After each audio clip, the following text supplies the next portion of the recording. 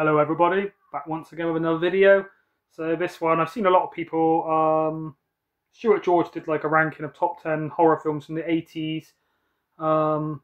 Roy Barrett done ranking of his top 10 favourite. I think a few other people have jumped on it.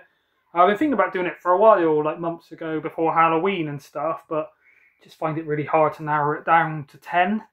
And there's so many, obviously I've got like hundreds of horror films. Couldn't really narrow it down to 10, so I did 15. I could have done 25, 50. Like I say, it's hard, and there's quite a few I've missed that I didn't like leaving out of the list. But it's not just films I think are the best. I haven't really done a ranking of best horror films, critically acclaimed. It's more my favourites, obviously ones that I own. So yeah, there's some that I really enjoy. I think are maybe better movies than some of these, but I've gone with the ones I've rewatched the most, or kind of get the most enjoyment out of when I rewatch them. Yeah, obviously a few other people.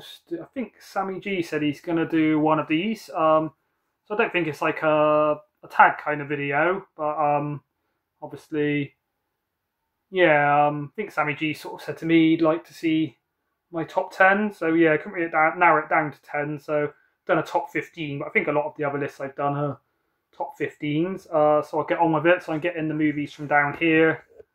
I'll try not to make too much noise when I bash them in and out. So obviously I have to have something by David Cronenberg on here. So I still say The Fly, maybe A History of Violence, or his best made films. Objectively, but subjectively, this is my favourite. I think it's just sort of got the bit of sci-fi, bit of body horror, similar to The Fly, but a kind of darker tone than The Fly. Debbie Harry, don't know if it's her first role. Oh, I see she's a singer from Blondie, but she is a really good actress in it. I thought she'd kind of be okay. She's just put in it, because she's a good singer. But yeah, she actually does act well in it. Obviously, James Woods. Kind of a bit futuristic in terms of it's all about Videodrome's like a channel where they're showing like violence, and it's kind of like a live channel of how far you can sort of push. So I think it's kind of riffing on sort of, what do you call it? It's like Big Brother and all that. Reality TV, obviously before reality TV came along, but it's sort of real, obviously, where James Woods is really watching these things happen. So yeah, I think it's quite ahead of its time. And then this version has got David Cronenberg's early works. Sorry if you can hear my cat scraping in his litter tray. He always does it when I'm making a video, just to be annoying. Long Live the New Flesh, which is like a nice book, nice hardback. I don't know if you can see that little picture. And then the actual movie disc. But yeah, I did used to have this early works of David Cronenberg on like a jewel case from Arrow. But obviously once I picked up this set, then I was able to trade the other one in. Did get quite a lot for that actually from CEX. I think they gave me about £12 or so trade-in. So probably out of print, but obviously there's no point having it. Now I've got it in this box set. So yeah, sure everybody knows Videodrome. I'll put them up to this side. Hopefully they don't fall off and make a loud bang. Then I had to choose one French extreme film. So I've kind of not so much gone with subcategories and things, but when I think of it, I do like a lot. So Martyrs I was tempted with. I'm sure other people would choose Martyrs, but I can't say I enjoy Martyrs. Really amazing film. Well made. Probably the most disturbing film I've seen emotionally, as well as sort of gore and stuff. Leaves you kind of thinking at the end, sort of very ambiguous, where for days it was sort of going around in my brain. I obviously won't spoil it, but to ask what the ending was, and my mates I showed it to felt the same. But yeah, inside I find this is still gory and brutal, kind of disturbing. It's French extreme, but it's, I wouldn't say fun, but it's not as depressing and emotionally draining as Martyrs. But kind of, not really a spoiler to say, kind of like a home invasion movie. Yeah, real good bits of gore, some real good tension, really well shot. Yeah, probably the most fun out of these. What are the other ones? So you've also got Frontiers. I've got all these on Second Sight. And, see if I can see it. High Tension. But yeah, I think Martyrs was the sort of first I'd seen out of all the, well, Them actually was the first French horror film, but it's more of a scary one than kind of an extreme disturbing one. But yeah, I think that is one I've rewatched about 5 times or so since I've had it. And yeah, if you're looking for something a bit sort of darker than that, then that sort of pushes the envelope without going too far. I mean, it is mean-spirited, but yeah, obviously anyone that's seen Martyrs will know what I mean by about it being depressing and that. Sometimes you want to watch a film that you don't sort of need a shower afterwards. Then you've got The Changeling, so George C. Scott. So probably my favourite haunted house movie. So the first and second Conjuring, very good, quite close to being in here. First Insidious and the first Poltergeist, I think both of them are good, especially the first Insidious. First 2/3 really good, and then once they go into The Further, I think it's called, it kind of falls off the cliff a bit for me, and Poltergeist kind of does that a bit as well once they go into, like, it's not called The Further, but like the ghost realm in that. Even though this is the upgraded Blu-ray version, I think this one's out of print, they have re-released it on 4K, but this is the really old Second Sight one from like 5 or so years ago. Very grainy. Only in some parts, when they're outside, it seems to be sort of out in the city. You can see the sky and that, you can really see the grain. Doesn't take away from the film, I think it's just the way the negatives are, so no matter how much you blow it up to 4K or whatever, I'd have to check out the 4K. If anybody's got the 4K or seen it, let me know. But yeah, I'm assuming sometimes, depending on, let's use artificial intelligence like I did with Aliens, which hasn't got a great feedback from the upscale of that, then I think sometimes you can't get the grain out. But yeah, in terms of actual spookiness, how well made it is a real slow burner, really atmospheric. House in it is really creepy. Yeah, Changeling, probably my favourite ghost movie. A few others I can't think of off the top of my head, but yeah, I was tempted with sort of Conjuring 2. I find the most fun out of those, and actually genuinely quite scary. Whereas Changeling, I say, is more creepy than scary. It's not really got ghost scares, jump scares. Then you needed something from Lucio Fulci, so Gone with the Beyond. I think they maybe did this in a special big box like kind of edition. Like I've got some of the other Arrows, but never picked it up. And then I think there was like a nice steelbook with really lovely artwork on. Not sure if that was by Arrow. Again, I haven't picked that one up. Was tempted to go with Zombie Flesh Eaters. Watched that again the other night. Still really like it as a film. Probably my second favourite. Wouldn't say it's boring, but I think it does take sort of half an hour or so where there is really good scenery, and the bit when they're on the boat and the woman goes diving, and obviously the guy with the zombie and the shark, really well shot.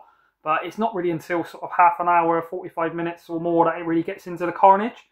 Whereas this sort of starts with some creepier bits, really good special effects, and where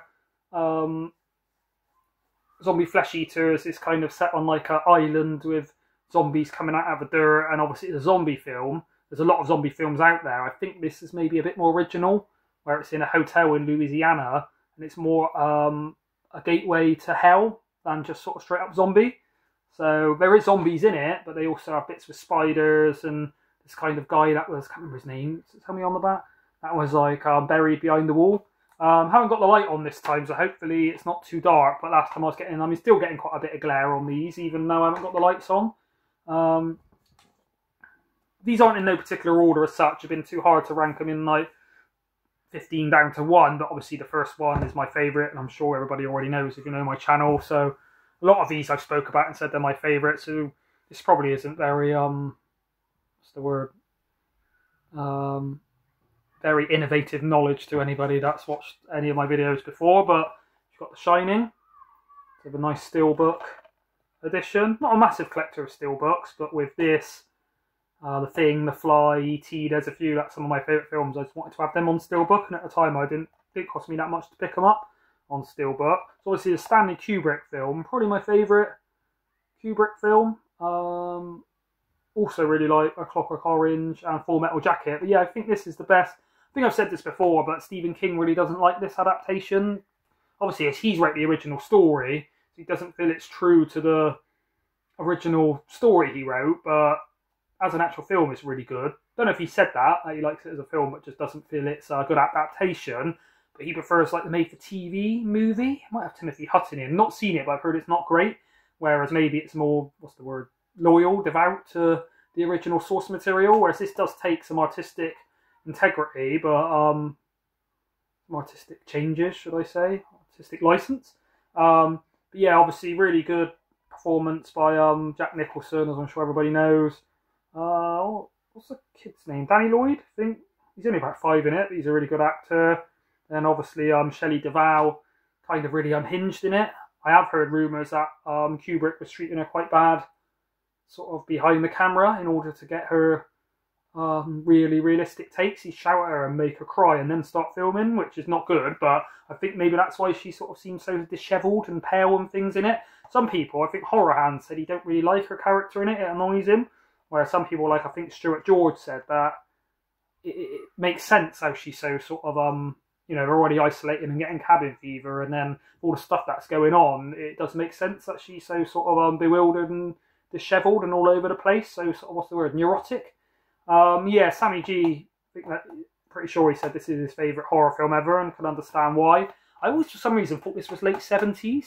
Kind of feels like a 70s film. Not that it's dated, but it is 1980, I'm pretty sure. Can't actually see it on the back. Let me know if I'm wrong, but the whole film is good. Loads of really good scenes. Good atmosphere overall. A lot of ambiguity to it. And really good ending, which is different to the book. I won't go into it in case people haven't seen it, but for me, this has got the best intro of any film I think I've ever seen.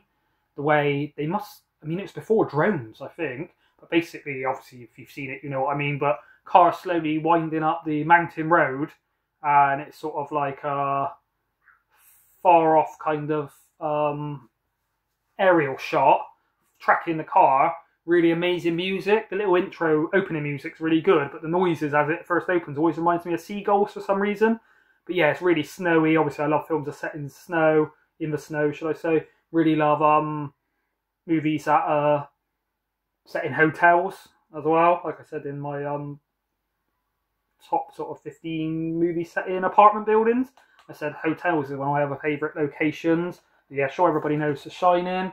Let's put that one down there before they all fall off. Had to have some, not only is this Spanish, wanted to include a bit of foreign horror, but also found footage. This is my favourite found footage movie. Genuinely scary, some really creepy moments. Set in an apartment building, which is one of my favourite niches, as people know. Who actually directs it? I'll try and pronounce it. My Spanish ain't great, but Jaume Balaguero and Paco Plaza, I'm guessing it's pronounced. Yeah, sure, everybody knows Wreck. If you haven't, go and see this, especially if you're into found footage. Now it's got subtitles, there's not too much talking, so if you're not a massive subtitle fan, then it might not bother you that much. Yeah, that's like the original cover. I've sort of switched it to, which is for what I've still got on the original DVD. Yeah, actually genuine scary, a bit near the end with the creepy old woman's all I'm going to say. Got the box set out to show you, but it's the first original Ring. So I think I had heard about this when I was younger, when the J-horror booms first started kicking off, and that was really creepy, and about someone ringing on the phone. One of my mates had like a trailer or something for it he showed me, but I don't think it was that accessible to like buy in like HMV and shops that when I was younger. It didn't really come on TV, so I think I maybe actually seen the American remake first with Naomi Watts, which is actually really good. I'm pretty sure it's directed by the same director, Hideo Nakata, that does this. Either that or The Grudge, one of them I know is transferred into American by the same director, but yeah, Ring 2 and Ring 0 not as strong. Ring 2, the American version, is not too bad, a bit with all the horses or deers. It's quite creepy. Whereas, yeah, Ring, creepy film, really original, really well shot, inventive ideas. Sadako, is she called, the girl in it?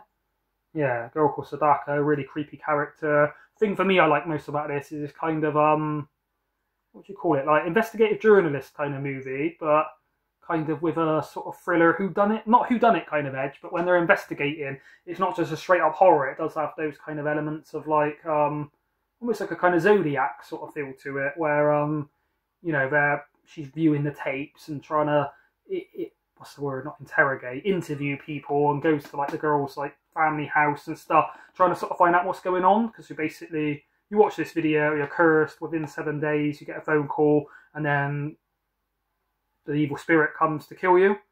So she's trying to find a way out of it. But yeah, really classic. I mean, there's some of these you've probably heard about and think, you know, it's up there for a reason, but how enjoyable a film is it? Whereas The Ring, yeah, really good pacing, really flies by. A bit more of a modern one, Hereditary.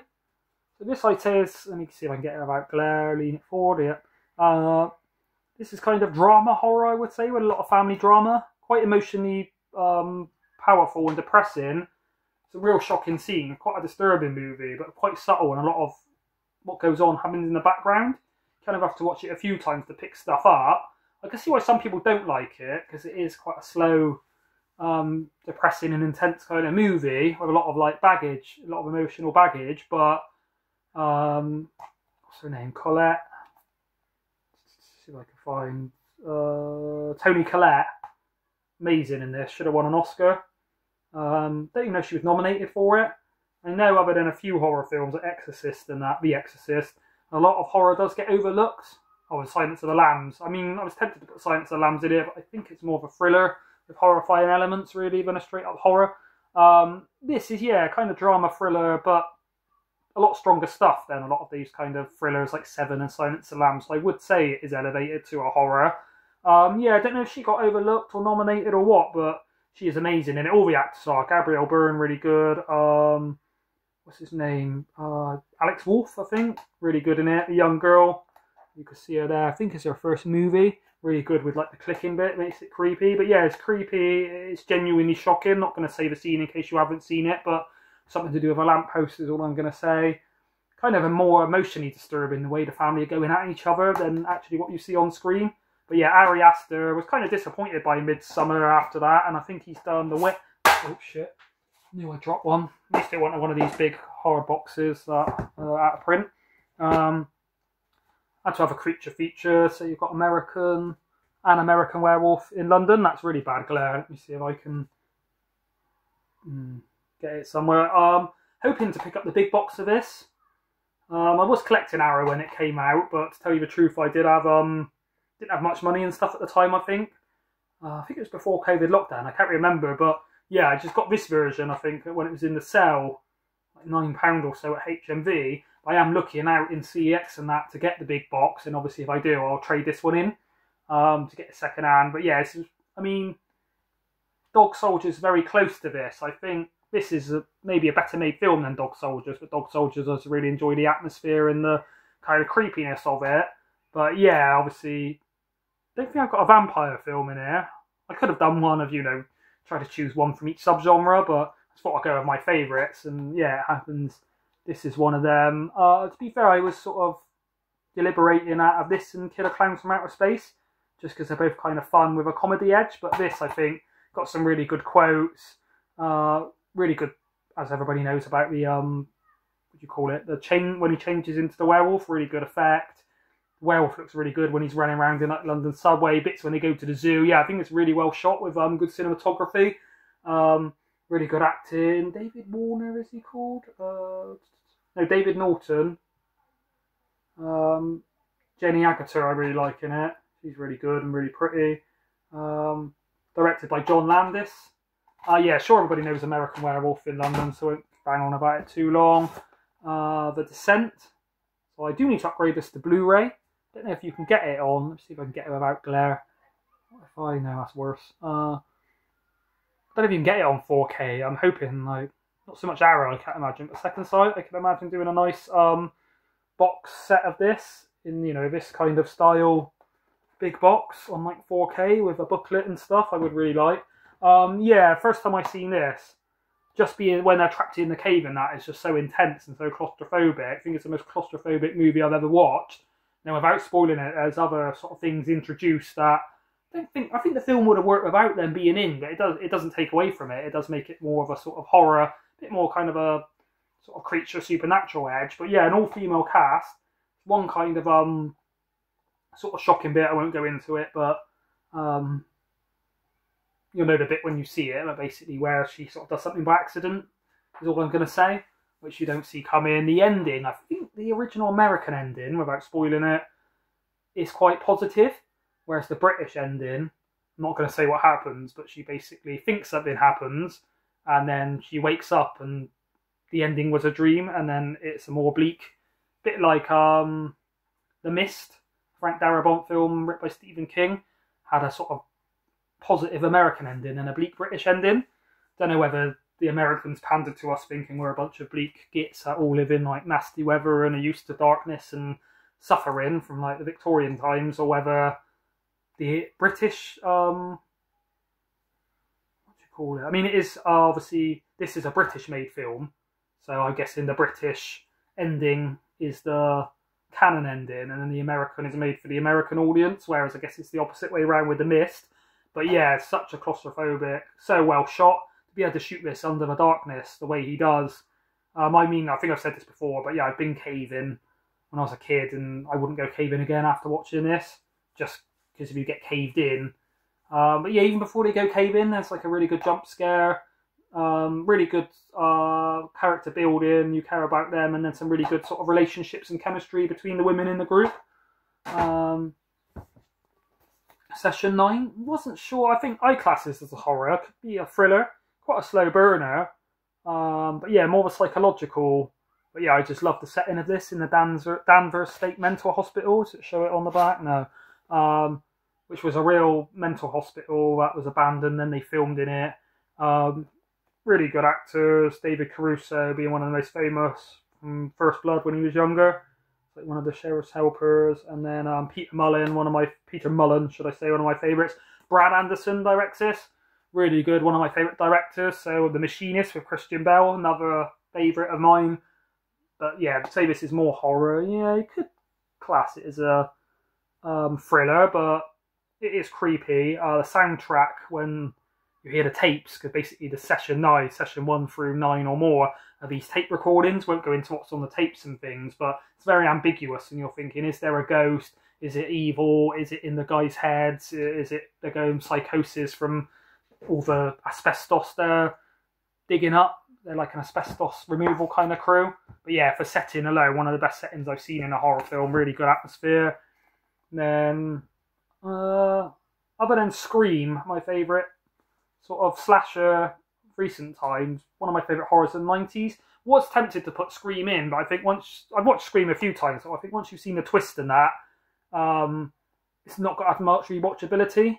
Whereas this one I have watched more over the years than Scream. Probably like 10 or so times. But yeah, soundtrack to this, amazing. Who actually does the soundtrack? I should really know that. Music by Philip Glass. But yeah, the little like dun dun dun dun dun dun key, it sort of plays throughout, but then he sort of changes it slightly and things. And then really good Cabrini Green when it shoots it in the snow with all these apartment buildings. Did speak about this in my apartment horror ones. Sure, everybody knows Candyman, but yeah, this really creeped me out as a kid. But yeah, just such a good atmosphere, such a brilliant what's the word, performance by Tony Hawks. He's a skateboarder. Tony Todd. Really such a big sort of tall imposing guy that even without the makeup he sort of looks the part, but once you've got his big jacket and the hook and that, really iconic. Yeah, really nice. Arrow did pick this one up second hand, the 4K version, because I never got it when it came out. I always had it on just standard DVD and a standard Blu-ray. I think I sent the Blu-ray to Marcus at X-File 2708. Exorcist 3. So just picked this one up a couple of days ago. This is on the 4K on Arrow. So I did have it on Blu-ray, and I don't always upgrade from Blu-ray to 4K on Arrow to pay an extra 20 quid for a slightly better picture, but this is one of my favourites, so I did want to do it. It does have the original and the Legion cut. Legion cut's got extra footage, theatrical cut and Legion director's cut, but I think some of the footage is really bad sort of quality, like ripped off of old sort of VHS sort of style negatives. I mean, I like pretty much any film with George C. Scott. So he's got 2 films in there. Obviously, he's in The Changeling as well. Recently seen one called Hardcore by him on Indicator. Really good film. Yeah, like, I'll watch anything he's in, even if I don't like the rest of the film. His acting's just always on point. Got Brad Dourif. Last 10 minutes of this, Brad Dourif is absolutely tearing up scenery. The best I've ever seen him. The speech he gives and the power of his like voice and facial expressions is amazing. Really creepy, one of the best jump scares of all time. Won't go into it, but I'm just going to say something you can see on the front. Bit when, this isn't really a spoiler because I'm sure everybody knows this, you've ever seen a trailer, but the bit when the nun's sort of climbing over the ceiling, really creepy. Kind of like a murder mystery, is not really very similar to The Exorcist. I think one of the characters, I can't remember his name, Father, I know in it, his mum calls him like Demi or something. But he's like a Catholic priest. He's kind of in it, but only near the end. But yeah, kind of, obviously, Exorcist 2 is a really bad film, The Heretic. So I think that has also come out on this kind of 4K, but I didn't bother getting it. Even though it'd be quite nice to own it on a nice version, it's just not a great movie in its own right, but yeah, it's got an Exorcist theme, but I'd say it's more of a kind of crime thriller whodunit, and there's a killer. What's he called? Is it like the son of Sam Killer? Don't think I can find it on the back. He's got a really cool name, like not like the Zodiac Killer, but something like that. But oh, Gemini Killer. Yeah, just found it then. But yeah, really good atmosphere, really good locations, like hospital and stuff. Real sucker for like hospital horrors. Yeah, I know a few people that aren't as fond of this as I am, but yeah, really just love everything about that one. On to my top 2 favourite. I said I would only show the one, but as I've put them in this order, coincidentally, Brain Dead, my second favourite ever. I think I spoke about this a lot of times, but Peter Jackson, I think it's his 3rd film, so I think he had Meet the Feebles, which is kind of like a raucous puppet movie. Not really a horror, but a lot of like bad language and sort of South Park, Family Guy, American Dad sort of before they came along. Then Bad Taste, which is a really fun sort of comedy horror, but very low budget and not great acting, but it works for it. But this, goriest film ever, some of the funniest scenes ever, some of the best quotable lines. The priest, when he's a kung fu priest, jumps into a fight and says, "I kick ass for the Lord." Bit when Paquita says, "Your mother ate my dog." Some amazing scenes. A bit with a custard is all I'm going to say. If it wasn't so funny, it would literally turn your stomach and make you cringe. It's kind of gross out splatter, but done in such a campy kind of fun way. Right? It never gets too much or offensive. Good acting and just good everything. I mean, for the budget and that you did it on, it's kind of a miracle it turned out as well, in my opinion. Really good music, good setting in New Zealand, sort of set in the 1950s. Like I say, amazing gore, bit near the end without spoiling it with the lawnmower, is all I'm going to say. Amazing scene. Bit with the baby when he takes it down the park. It's not a spoiler to say, I mean, you can see him on the front. Doesn't look like a normal baby, does he? But the baby's evil, basically, like a zombie baby. Lionel tries to take it for a walk in its pram down the park, and the other mums don't know it's a demon baby. So when he's trying to get it back in the pram and he's beating it up, and then he tries to chase it and he flicks it off a seesaw, and then he swings a swing seat and smacks it in the face, and he's like bashing it on the floor. And it's funny to watch because obviously we know it's a demon baby, but all the mums at the park don't, and they're all like shocked to see him beating this kid. But it's choreographed so well, that scene. One of the best choreographed films I've seen. Well, film in general, but one of the best choreographed scenes I've seen outside of kung fu movies. And just how well, as he hits the cue of, say, the edge of the seesaw, and the baby goes flinging through the air and spins, and the sound effect. Yeah, I mean, just an all-round, one of my favourite, most fun films. Watched this the other night, and still as funny and good as I remember it. But yeah, I remember watching this when I was a kid, about 11 or so. We was just blown away by how funny and original and gory and extreme it is, but in a fun way, in a real campy sort of silly, not silly. It's all the jokes all land and that, but yeah, just watch it if you haven't seen Brain Dead. I think Sammy G said it is on YouTube for free. Shouldn't really promote that, but it's only on DVD. I don't think you can get it on Blu-ray or 4K. I've been saying for a while, and Ash from Popcorn and Horror agreed that if they did a box set, Peter Jackson Early Works box set with Meet the Feebles, Bad Taste, and Brain Dead all on 4K in a nice kind of like big box like that or something collection, then not only would that sell well, but I just can't believe it still hasn't been upgraded from what it's on there. I think it's New Line Cinema, Wingnut Films. Now New Line Cinema have just released Nightmare on Elm Street 4K. Maybe they'll do something with Brain Dead, Bad Taste, and Meet the Feebles, but at least Brain Dead, you know, it just needs modern kind of, really. The DVD is still fun and good to watch, but I don't really have any extras, I don't think. And yeah, I could just do it on 4K and just give it the love and attention it deserves. It was also known in America as Dead Alive. There is another film called Brain Dead, which I think, let me quickly show it to you. I'll try not to let this go on too long, but just for the sake of not confusing people, this is the one Roy Barrett picked up recently over at Blue Roy Movies, Blue Roy Towers, and it is a fun film, but just don't get it mixed up with that Brain Dead, I would say. Oh yeah, Dead Alive, as they know it in America. And then this, not going to talk about this because I've spoke about it on every single video I've ever done, it feels like. I know a lot of people agree with me on this, such as Stuart George, Not seen many people that don't like The Thing or don't rate it, and if they haven't seen it, then that's probably why they don't know they like it yet. Briefly just say, obviously, amazing setting in the Antarctic, one of the most isolating films I've ever seen. You really feel their isolation, you can feel their paranoia of who is the Thing, best special effects ever, brilliant ensemble cast. For me, this is John Carpenter's masterpiece. Halloween, a brilliant film and a seminal slasher movie. The Fog, one of the most atmospheric, I think that's Sammy G's favourite one, and They Live, really fun kind of riff on satire and, what do you call it, consumerism. But yeah, this for me, I mean, I was tempted to put Alien in here, but is that a horror? I guess it's more of a sci-fi. I guess it's sci-fi horror, so it was close to being in there. But yeah, The Thing, best sci-fi horror ever, best horror film. Well, not the best. My favourite horror film ever, my favourite sci-fi horror, if you're going to put into that niche, and my favourite film in general ever. Just a film I've rewatched the most, and we'll rewatch it every time it snows. I like to watch this, and every time you watch it, you do get more out of it. There's just so much ambiguity and, like I said, red herrings, and just a kind of film you can really study and still not know what's going on. So yeah, I've gone on a bit longer than I hoped I would, which is always the case. Maybe I should have chose 10, and it might have been 20 minutes, but if you watched to the end, thank you everybody for watching. Not going to tag anyone because this isn't exactly a thread as such, but I know a few people have been doing it, so if anybody wants to do a response on their version, I'll be interested to see it. But yeah, thanks everybody for watching. That is my top 15 favourites. Thank you, bye.